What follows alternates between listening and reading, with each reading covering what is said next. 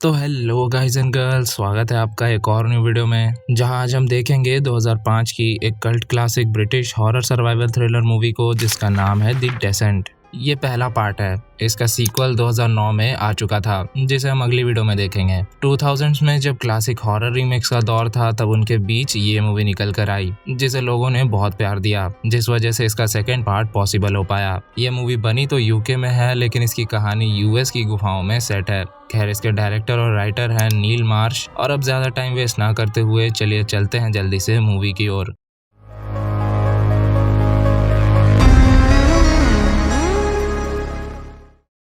इसके इंट्रो में हम तीन वुमेन को देखते हैं जो कर रहे थे रिवर राफ्टिंग, सैरा, बेथ और जूनो। वहाँ सैरा का हस्बैंड पॉल और उनकी बेटी जेसिका भी थी। रिवर से बाहर आकर सैरा पॉल और जेसिका के साथ होटल चली गई और बाकी दोनों सारा सामान बांध कर होटल पहुंच जाएंगे। रास्ते में हमें पता चला कि कुछ ही दिनों बाद जेसिका का बर्थडे भी है। खैर, इतने में जेसिका ने पॉल को देखा जो बहुत गहन विचारों में खोया हुआ था। सैरा के जवाब देते हुए उसे सामने से आ रही गाड़ी का पता ही नहीं चला और उसने गाड़ी को ले जाकर ठोक दिया। सामने वाली कार पर बहुत सारे पोल्स थे जो सीधा उनके कार के विंडशील्ड को फाड़कर अंदर घुस गए। एक ही बार में इनके वक्त जज्बात सब कुछ पलट गए। इसके बाद सैरा को हॉस्पिटल में होश आया तो उसे और हमें पता चला कि पॉल और जेसिका दोनों ही उस एक्सीडेंट में नहीं बच पाए। लो जी, इंट्रो में ही ट्रॉमेटाइज्ड पास्ट वाली फाइनल गर्ल रेडी है। खैर, इंट्रो के बाद 1 साल का टाइम जंप होता है और हम देखते हैं सैरा और बेथ को जो जूनो के बुलाने पर यूएस के केव को एक्सप्लोर करने जा रहे हैं और वो जगह एक टूरिस्ट प्लेस भी है, ऐसा जूनो ने इनसे कहा है। खैर, इसके बाद वो लोग जंगलों के बीच एक घर में पहुंचे जहां उन्हें मिले Juno, soon to be doctor Sam, Rebecca और एडवेंचर लवर हॉली। उनके बीच बढ़िया बातचीत होती है और इसी बीच जूनो उन्हें एक फोटो दिखाती है जिसमें वो, सैरा और बेथ थी। इस फोटो को देखकर सैरा एक लाइन कहती है, लव ईच डे। ये लाइन उससे पॉल कहा करता था। खैर, इसके बाद वापस मजाक मस्ती करते हुए ऐसी रात हो गई और सब सो गए, लेकिन बेथ के खर्राटों से सैरा की नींद खुल गई। वो उठकर खिड़की के सामने खड़ी हुई थी कि एक पोल आकर उसके सर में घुस गई और तभी उसकी असल में नींद खुली। खैर, इसके बाद सुबह जूनो जंगलों में जॉगिंग करके वापस आई और उसने ट्रिप पर जाने के लिए सबको जगा दिया।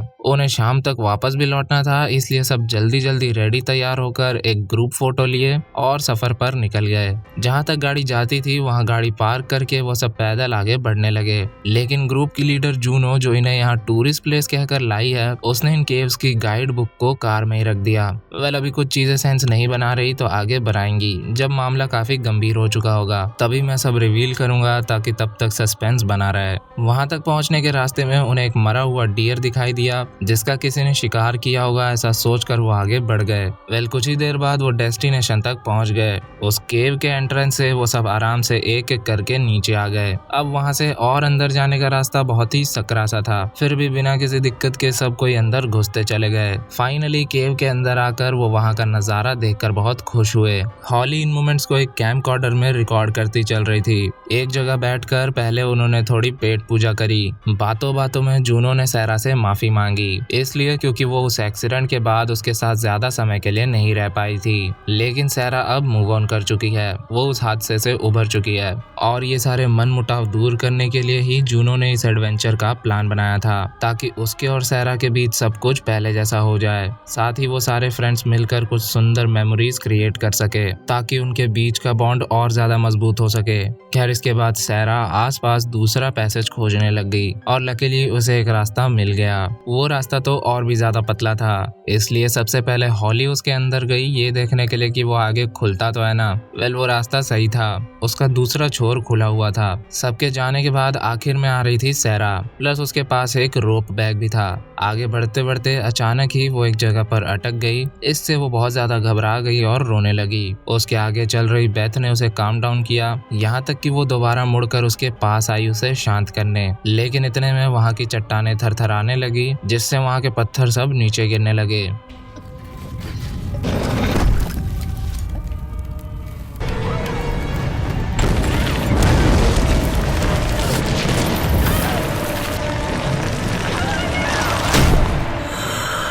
बेथ की मदद से वो दोनों समय से बाहर तो आ गए, लेकिन बैग वहीं भूल आए। यहाँ भी माहौल सेकंडों में एलिवेट हुआ और उनका इकलौता एग्जिट बंद हो गया।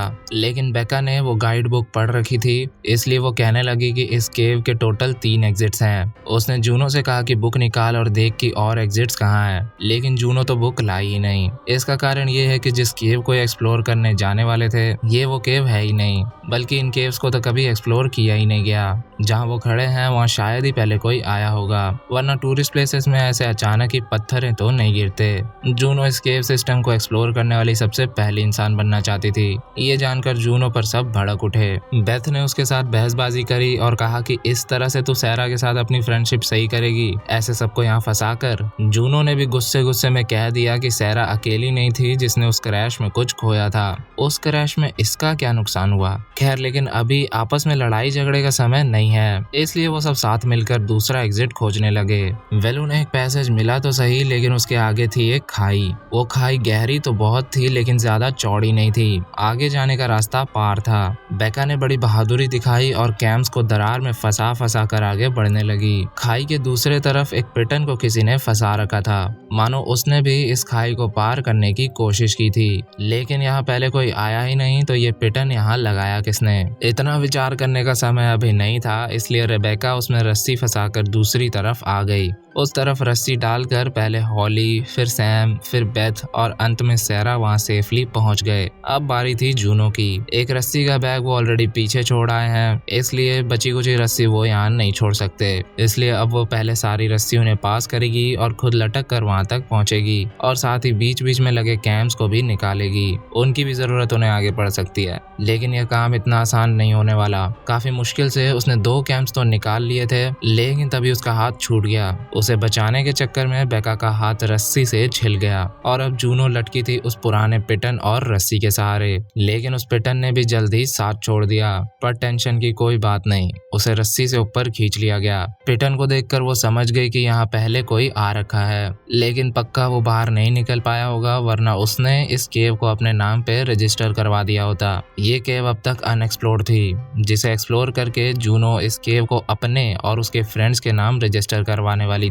लेकिन अब इस टूल को देखकर उसे कोई संदेह नहीं है कि यहाँ पहले भी कोई आ चुका है। बस इतना जानना ही उनका दिल कपा देने लायक था, क्योंकि जिस गुफा से ये निकलने का मार्ग खोज रहे हैं वहाँ पहले ही कोई फंस कर मर चुका है। हौसले की ऐसी तैसी हो गई। बेका के हाथ की मरहम पट्टी करके वो आगे बढ़ चले। रास्ते में उन्हें कुछ कलाकारी दिखी।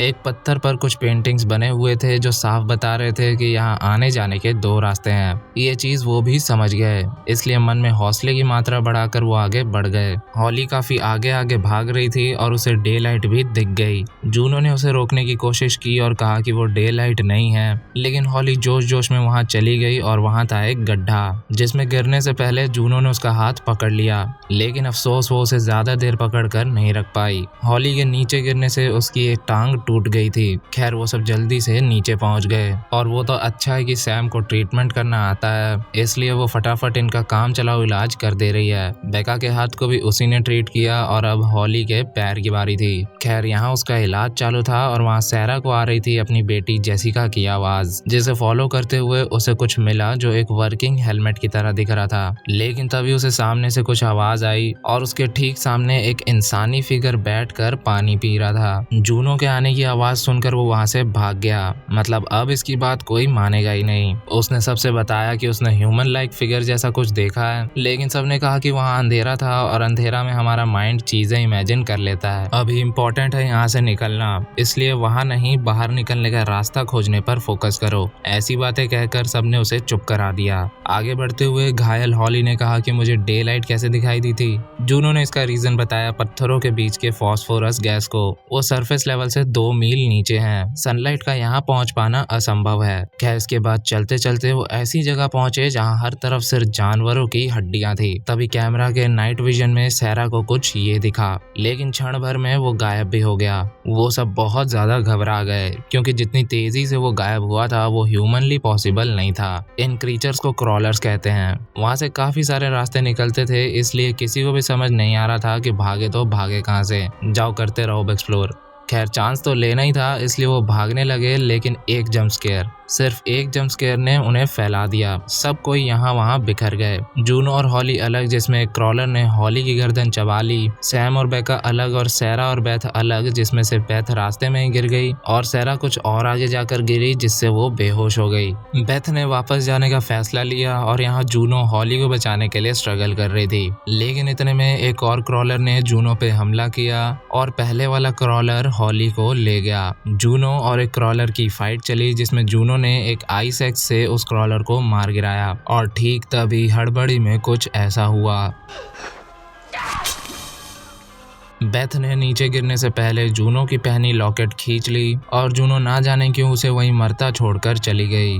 वहीं सैम और बेका भी काफी परेशान और डरे हुए थे और बेका के हेडलैम्प की बैटरी भी डेड हो चुकी थी, लेकिन एक ग्लो लाइट लेकर वो आगे बढ़ गए। पर उनके ऊपर ही एक क्रॉलर था जिसने उन्हें देखा नहीं, क्योंकि क्रॉलर्स देख नहीं सकते, सिर्फ सुन सकते हैं। मतलब सर्वाइव करने का सिर्फ एकमात्र रास्ता है शांत रहने का, लेकिन ये बात अभी तक उनमें से कोई नहीं जानता। खैर वहीं सैरा भी एक नाइटमेयर के साथ होश में आई और नाइट विजन में उसे वहां का दृश्य कुछ ऐसा दिखा।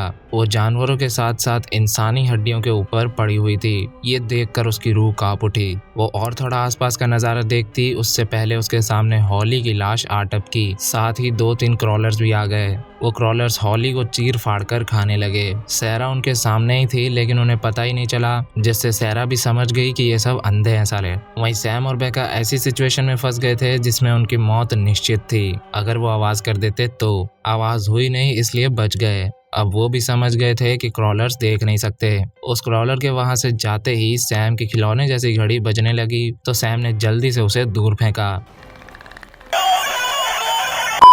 वहीं घड़ी की आवाज सुनकर जूनो सैम को आवाज लगाने लगी और जूनो की आवाज सुनकर वो क्रॉलर उसी की ओर चला गया। जूनो को रास्ते में कुछ मार्किंग्स भी दिख रहे थे जो यहाँ पहले आने वालों ने बनाए होंगे। सैरा को मजबूरन हॉली के कपड़े फाड़ने पड़े और उसी के पैर में लगी स्टिक निकालनी पड़ी, क्योंकि वहाँ उसे फ्यूल का एक छोटा सा बॉटल मिल गया था जिससे वो आग जला सकती थी। हुक्स को आपस में लड़ाकर उसने एक मशाल जला भी ली। तभी उसे दिखा असली नजारा। जानवरों की मृतदेहों से पटी हुई थी वो जगह। वहीं सैम और बेका जूनो की पुकार सुनकर उसी की ओर बढ़ रहे थे, लेकिन बीच में ही उन्हें क्रॉलर ने रोक लिया। सैम को भगाकर बेका क्रॉलर के साथ लड़ने लग गई। क्रॉलर ने उसे चबा ही लिया था, लेकिन तभी जूनो ने पीछे से एक आइस एक्स उसके अंदर घुसा दिया, फिर उसकी गर्दन मरोड़कर उसे मार गिराया। सैम ने उसकी लाश देखकर बताया कि ये क्रीचर्स चमगादड़ों की तरह हैं, देख नहीं सकते, सिर्फ सुनकर शिकार करते हैं और ये इस तरह से इवॉल्व हुए हैं कि ये सरफेस से इतने नीचे अंधेरे में भी रह सकते हैं। फिर तो इनके मौज साला दुनियादारी से कोई मतलब नहीं। खैर जूनो ने बताया कि ये जो भी हो, ये लोग जानवरों का शिकार करने ऊपर तो जाते ही होंगे, जिसके लिए कोई तो रास्ता होगा ही।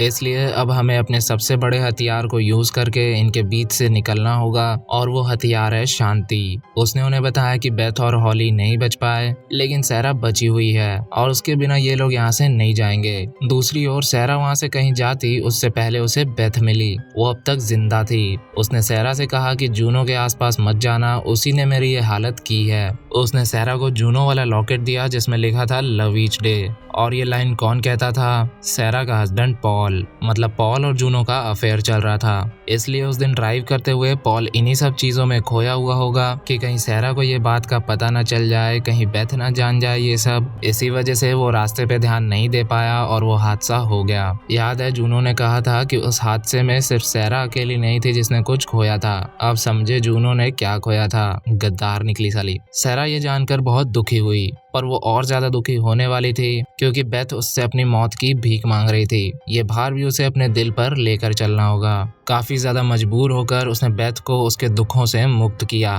तभी एक बच्चू क्रॉलर सैरा पे चढ़ गया। सैरा ने उसे आराम से मार दिया, लेकिन तभी उस छोटू क्रॉलर की माँ वहाँ पहुँच गई। उसे मरा हुआ पाकर उसकी माँ को बहुत दुख हुआ। उसने सैरा पे हमला किया, लेकिन जैसे तैसे सैरा ने उसे मार गिराया। खून की नदी से बाहर आते ही उसे कुछ आवाज आई, इसलिए वो शांति से वहीं लेट गई। वहां आ चुका था डैडी क्रॉलर। सैरा ने बहुत ही काम रहकर मामला हैंडल किया और मौका पाते ही पापा को माँ बेटे के पास पहुंचा दिया। लो जी, एक तो उनके इलाके में खुद घुसते हो, फिर वो विरोध करे तो पूरे परिवार को ही मार देते हो। बड़ी गंदी चीज है ये मनुष्य जाति।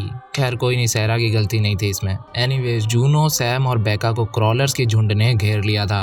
इससे डरकर सैम वहां से भागी, लेकिन एक पॉइंट पर आगे खाई थी। वो उस खाई को भी पहले की तरह कैम्स और रस्सी के सहारे पार कर रही थी, लेकिन उसके ठीक ऊपर एक क्रॉलर था। उस क्रॉलर ने सैम का गला काट दिया, लेकिन सैम ने मरने से पहले उस क्रॉलर को स्टैब करके नीचे गिरा दिया। फिर सैम वहीं लटकी हुई मारी गई। उसे मरता देख बेका चिल्ला उठी, जिससे क्रॉलर ने उसे खींच लिया और उसे वहीं फाड़ कर खा गया। अब इससे पहले कि वो जूनो को समेटता, जूनो जल्दी से खाई में ही कूद पड़ी और किस्मत से नीचे काफी ज्यादा पानी था। वहां गिरा क्रॉलर भी जिंदा हो गया, लेकिन जूनो उसे घायल करके पानी से बाहर आई। उसके ठीक ऊपर एक होल था जहां से सहरा ने उसे ऊपर खींच लिया। सहरा जूनो को अब फ्रेंड नहीं सौतन वाली नजरों से देख रही थी। जूनो ने उससे सच छुपाया, जिसका बदला तो वो लेकर ही रहेगी। खैर वो दोनों आगे बढ़े, लेकिन एक जगह पर 2-4 क्रॉलर्स ने उन्हें घेर लिया। उनके बीच काफी देर तक फाइट चली, जिसमें सहरा ने एक के कान काट लिए, आंखें फोड़ दी, जूनो ने किसी के मुंह में आग लगा दी और एक का सर फोड़कर उन्हें मार गिराया।